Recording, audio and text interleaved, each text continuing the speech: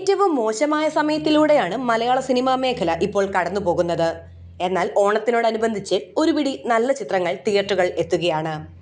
അതിൽ ടൊവിനോ തോമസിന്റെ അജയന്റെ രണ്ടാം മോഷണം, ആന്റണി വർഗീസിന്റെ കൊണ്ടൽ, ആസിഫ് അലിയുടെ കിഷ്കിന്ധാകാന്ഡം, പുതുമുഖങ്ങളുടെ ഗ്യാങ്സ് ഓഫ് സുകുമാരക്കുറുപ്പ്, റഹ്മാൻ നായകനാകുന്ന ബാഡ് ബോയ്സ് എന്നിവയാണ്. കഴിഞ്ഞ കുറച്ചു ദിവസങ്ങളായി ഓണം റിലീസ് ചിത്രങ്ങളുടെ പ്രമോഷനുമായി ബന്ധപ്പെട്ട് താരങ്ങളെല്ലാം തിരക്കിലാണ്. പ്രമോഷന് ഏറ്റവും നല്ല മാർഗം സോഷ്യൽ മീഡിയ ആണ്. അതുകൊണ്ട് തന്നെ ടൊവിനോ തോമസും ആന്റണി പെപ്പയും ആസിഫ് അലിയും ഒരുമിച്ച് ചേർന്ന് ഒരു പ്രമോഷൻ വീഡിയോ പുറത്തിറക്കി.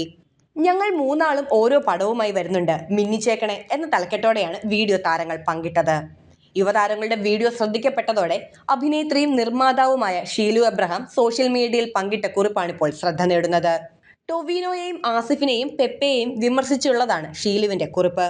ആ കുറിപ്പ് ഇങ്ങനെയാണ്: പ്രിയപ്പെട്ട ടൊവിനോ, ആസിഫ്, പെപ്പെ, പവർ ഗ്രൂപ്പുകൾ പ്രവർത്തിക്കുന്നത് എങ്ങനെയെന്ന് കാണിച്ചു തന്നതിന് നന്ദി. നിങ്ങളുടെ ഐക്യവും സ്നേഹവും കാണിക്കാൻ നിങ്ങൾ ചെയ്ത ഈ വീഡിയോയിൽ നിങ്ങളുടെ 3 ചിത്രങ്ങൾ മാത്രമാണ് ഓണത്തിന് റിലീസ് ചെയ്യുന്നത് എന്ന തെറ്റിദ്ധാരണയാണ് നിങ്ങൾ പ്രേക്ഷകരിലേക്ക് കൊടുക്കുന്നത്. എന്നാൽ ഞങ്ങളുടെ ബാഡ് ബോയ്സും പിന്നെ കുമ്മാട്ടിക്കളിയും ഗ്യാങ്സ് ഓഫ് സുകുമാരക്കുറുപ്പും നിങ്ങൾ നിർദാക്ഷിണ്യം തഴഞ്ഞു. ഈ ചിത്രങ്ങളും ഓണത്തിന് തന്നെയാണ് റിലീസ് ചെയ്യുന്നത്. സ്വാർത്ഥമായ പവർ ഗ്രൂപ്പുകളെക്കാൾ പവർഫുൾ ആണ് മലയാളി പ്രേക്ഷകർ. നാളെ ഞങ്ങളുടെ ചിത്രം റിലീസ് ചെയ്യുകയാണ്. ഓണത്തിന് റിലീസ് ചെയ്യുന്ന എല്ലാ സിനിമകളും വിജയിക്കട്ടെ, എല്ലാവർക്കും ലാഭവും മുടക്കുമുതലും തിരിച്ചു കിട്ടട്ടെ എന്നാണ് ഷീലു കുറിച്ചത്. യുവതാരങ്ങളുടെ സ്വാർത്ഥത നിറഞ്ഞ പെരുമാറ്റത്തിൽ ഒമർ ലുലുവും പ്രതിഷേധം അറിയിച്ചു. എബ്രഹാം മാത്യു നിർമ്മിച്ച ബാഡ് ബോയ് സംവിധാനം ചെയ്തിരിക്കുന്നത് ഒമർ ലുലുവാണ്.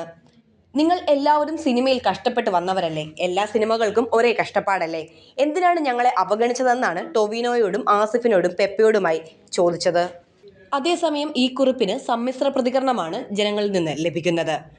ആസിഫും ടൊവിനോയും പെപ്പയും ഫ്രണ്ട്സ് ആയതുകൊണ്ട് പരസ്പരം സപ്പോർട്ട് ചെയ്തു എന്ന് മാത്രമേ ഉള്ളൂ, അതിനെ അങ്ങനെ കണ്ടാൽ മതി, നിങ്ങൾ എന്തിനാണ് ഇത് ഇത്ര ഇമോഷണൽ ആയിട്ട് കാണുന്നതെന്നാണ് ഒരു വിഭാഗം ചോദിക്കുന്നത്. എന്നാൽ മറ്റു ചിലർ ബാഡ് ബോയ്സ് തിയേറ്ററിൽ വൻ വിജയമാക്കി കാണിച്ചു കൊടുക്കണമെന്ന കമന്റുകളും പോസ്റ്റിന് ലഭിക്കുന്നുണ്ട്.